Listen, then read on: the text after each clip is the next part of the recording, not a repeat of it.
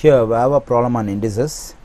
That is, we have to find the value of x in this equation. X times root x is equal to x times root x whole to the power of x. Okay, let me rewrite the given equation. That is, x times root x is equal to x times root x whole to the power of x. Okay, in the given equation we have so many x's. When we see this problem, it seems to be complicated. Actually it is not.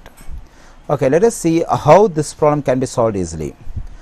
Okay, for this okay, let's consider the product of x and square root of x as one term. Okay, if I consider the whole thing x root x as one term, so what is the power of this x? So is there any power given for this x root x on the left side? No, it is not. So in exponents, for any term, if there is no exponent, we have to assume there is exponent 1.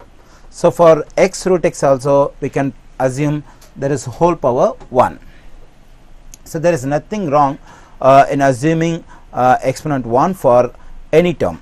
So because there is no any exponent, we have to assume there is exponent 1.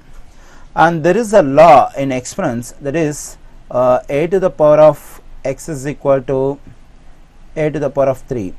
Here two terms are equal with the same base. I mean, the base on the left side is a, the base on the right side is also a. If two terms are equal with the same base, what we can do is we can equate the exponents, that is x is equal to 3. So the same strategy we are going to apply in our problem.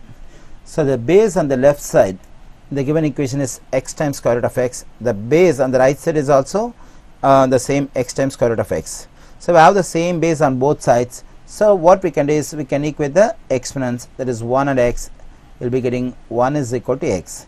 So the value of x is 1.